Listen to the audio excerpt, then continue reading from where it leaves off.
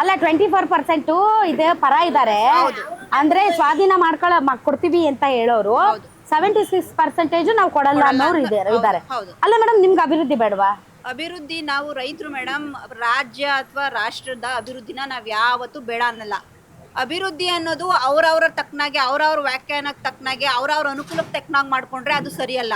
ಅಭಿವೃದ್ಧಿ ಅನ್ನೋದು ಏನ್ ಮೇಡಮ್, ಈಗ ನಮ್ಮ ಭಾಗದಲ್ಲಿ ಒಂದು ಅವಿದ್ಯಾವಂತ ಮಹಿಳೆ 2 ಹಸು ಯಾವುದೇ ರೀತಿಯ ಭೂಮಿ ಇಲ್ದಿರ 2 ಹಸು ಕಟ್ಕೊಂಡು ಅವಳು ಸಂಸಾರ ನಿಗಿಸ್ಕೊಂಡು ತನ್ನ ಮಕ್ಳಿಗೆ ಹಸು ಹಾಲ್ ಮಾರ್ಕೊಂಡೇ ಜೀವನ ಮಾಡ್ಬೇಕಾ?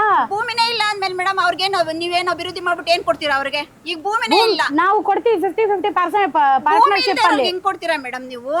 ಭೂಮಿನೇ ಇಲ್ಲ. ಭೂಮಿ ಇಲ್ದಿರೋರ್ ಬಗ್ಗೆ ಮಾತಾಡ್ತಾ ಇದ್ದೀನಿ ನಾನು. ಭೂಮಿನೇ ಇಲ್ಲ. ಗೇಣಿಗ್ ತಗೊಂಡು ಪಾಲಕ್ ತಗೊಂಡು ನಮ್ಮ ಊರುಗಳಲ್ಲಿ ಮೇಡಮ್ ಸಹಬಾಳ್ವೆ ನಮ್ದು. ಭೂಮಿ ಇರೋರಿಗೆ ನೀರಿಲ್ಲ ಅಂದ್ರೆ ನೀರು ಸೌಲಭ್ಯ ಕೊಡ್ತೀವಿ ನಾವು. ಫ್ರೀಯಾಗಿ ಕೊಟ್ಟಿರೋ ಉದಾಹರಣೆಗಳಿದಾವೆ, ಬೇಕಾದ್ ನೋಡಿ.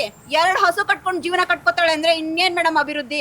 ಅಭಿವೃದ್ಧಿ ಅಂದ್ರೆ ನಿಮ್ ತಕ್ಕನಾಗ ನೀವು ಅಭಿವೃದ್ಧಿ ಅನ್ಕೊಂಡು ಏನೋ ಅಭಿವೃದ್ಧಿ ಹೆಸರಲ್ಲಿ ನೀವೆಲ್ಲ ನಮ್ಮ ರೈತರನ್ನೆಲ್ಲ ಉದ್ಧಾರ ಮಾಡ್ತೀವಿ ಅನ್ನೋದು ಏನು ಬೇಕಾಗಿಲ್ಲ ಮೇಡಮ್. ನಾವು ಅಭಿವೃದ್ಧಿ ಹೊಂದಿದೀವಿ. ಎಷ್ಟು ದಿನ ಅಂತ ರೈತರಾಗಿರ್ತೀರಿ? ಅಭಿವೃದ್ಧಿ ಹೊಂದೋದು ಬೇಡವಾ? ನಿಮ್ಮ ಮಕ್ಕಳು ಕಾನ್ವೆಂಟ್ಗಳಿಗೆ ಹೋಗೋದು ಬೇಡವಾ? ನೀವು ಕಾರು ಗೀರು ಎಲ್ಲ ನೋಡೋದು ಬೇಡವಾ? ನೀವು ಮೇಡಮ್ ನಮ್ಮ ಮಕ್ಕಳು ಕಾನ್ವೆಂಟ್ಗೆ ಅಂದ್ರೆ ಎಜುಕೇಶನ್ ಅಲ್ವಾ? ಎಜುಕೇಷನ್ ನಾವು ಇವಾಗ ಹಸ್ಕೊಳ್ಳೇನೆ ಹೈನುಗಾರಿಕೆ ಮಾಡಿಕೊಂಡು ನಮ್ಮ ಮಗಳಿಗೆ BSc ಅಗ್ರಿಕಲ್ಚರ್ ಮಾಡ್ತಾವಳೆ. 4 ಲಕ್ಷ ರೂಪಾಯಿ ಪೇಮೆಂಟ್ ಸೀಟ್. ಮತ್ತು ಮಗನಿಗೆ BCom ಇವಾಗ ಫಸ್ಟ್ ಇಯರು, ಅವನಿಗೆ 1,35,000 ರೂಪಾಯಿ ಪೇಮೆಂಟ್ ಮಾಡಿದ್ದೀವಿ. ಅಭಿವೃದ್ಧಿ ಅಂದರೆ ನಮ್ಮ ರೈತರ ಮಟ್ಟಕ್ಕೆ ಇವಾಗ ಎಜುಕೇಷನ್ ಇಷ್ಟು ಸಾಕಲ್ವ ಮೇಡಮ್ ನಮ್ಗೆ? ಇವಾಗ ಎಜುಕೇಷನ್ಗೆಗೋಸ್ಕರ ಅಂದರೆ ನಮ್ಮ ರೈತರ ಒಂದು ಬೆಂಗಳೂರಿಗೋಸ್ಕರ ತ್ಯಾಗ ಮಾಡಬೇಕು ಅಂದರೆ ನಾವು ರೈತರು ಬೆಂಗಳೂರಿಗೆ ಹೋಗಿ ನಾವೇನು ಮಾಡೋಕ್ಕಾಯ್ತದೆ? ಇಲ್ಲಿ ಸಿಟಿ ಆದ್ಮೇಲೆ ಏನು ಮಾಡೋಕ್ಕಾಯ್ತದೆ? ನಮ್ಮ ರೈತರು ನಮ್ಗೆ ಬರೋದೇ ಮೇಡಮ್. ನನಗೆ ಬರೋದು ಹಸುಗಳು ಸಗಣಿ ಎತ್ತೋದು, ಹಾಲು ಕರಿಯೋದು, ಹಸು ಮೇಯಿಸೋದು, ಹುಲ್ ಕುಯ್ಯೋದು, ಇಷ್ಟು ಕೆಲಸ ಬರುತ್ತೆ ನನಗೆ. ಸಿಟಿ ಆದ್ಮೇಲೆ ಏನು ಕೆಲಸ ಕೊಡ್ತಾರೆ? ಅಲ್ಲೂ ಕಸ ಗುಡ್ಸೋದು, ಸೆಕ್ಯೂರಿಟಿ ಗಾರ್ಡ್, ಅವ್ರ ಕೈ ಕೆಳಗೆ ಕೆಲಸ ಮಾಡುವಂತ ಕೆಲಸ ವಾಚ್ಮ್ಯಾನ್, ನಾವು ಸ್ವಂತ ಇಲ್ಲಿ ಇವಾಗ ಒಂದ್ ಅರ್ಧ ದಿವಸ ಕೆಲಸ ಮಾಡಿದ್ರು, ಮಧ್ಯಾಹ್ನ ಗಂಟೆ ಕೆಲಸ ಮಾಡ್ಕೊಂಡ್ರು, 10 ಹಸು ಇಟ್ಕೊಂಡು 2 ಕೋಟಿ ರೂಪಾಯಿ ಕೊಡ್ತಾರೆ. ಒಂದ್ ಎಕರೆಗೆ 2 ಕೋಟಿ ರೂಪಾಯಿ ಜಮೀನ್ಗೆ 2 ಕೋಟಿ ರೂಪಾಯಿ ಕೊಡ್ತಾರೆ.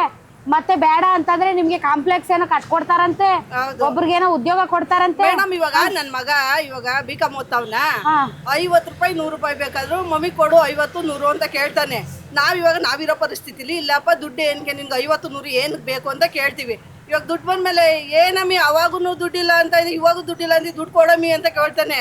ಇವಾಗ ದುಡ್ಡೆಲ್ಲ ಹಂಗೆ ಪೋಲಾಯ್ತದೆ. ಮಕ್ಕಳನ್ನು ಕೇಳ್ತಾರೆ, ಮಗಳನ್ನು ಕೇಳ್ತಾರೆ, ಎಲ್ಲರೂ ಕೇಳ್ತಾರೆ. ಇವಾಗ ಒಂದು ಏನೋ ಸಮಾರಂಭ, ಮದುವೆ ಸಮಾರಂಭ ಇತ್ತು, ಒಂದು ಮನೆ ಕಟ್ಕೋಬೇಕು, ನಾವು ನನ್ನ ಮಗನು ದೊಡ್ಡನಾಗವನೇ, ಎಲ್ಲಾದ್ರೂ ಹೋಗ್ಬೇಕಂದ್ರೆ ಒಂದು ಕಾರ್ ಬೇಕು ಅಂತ ಒಂದು ಕಾರ್ ತಗೋತೀವಿ, ಒಡವೆ ಮಾಡ್ಸಾಕೋತೀವಿ.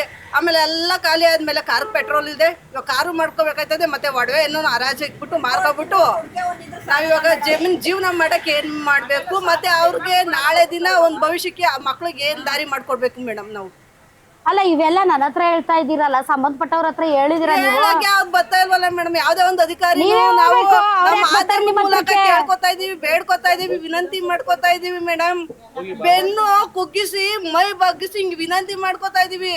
ಆಮೇಲೆ ಒಂದು ಜೋರ್ ವಯಸ್ಸಲ್ಲಿ ಕೇಳಿದ್ರೆ ಅದನ್ನ ಯಾರೋ RSS ಸಂಘಟನೆಯವರು ಯಾವ್ದೋ ಗುಂಪರು ಇವ್ರು ಅಂತ ಅದೊಂದು ಪ್ಲೇ ಮಾಡ್ತಾರೆ. ನಾವು ನೀವೇನು RSS JDS ಯಾವ್ದು ಇಲ್ಲ ಮೇಡಮ್, ನಾವು ರೈತರು ಮೇಡಮ್, ನಿಜವಾಗ್ಲೂ ರೈತರು.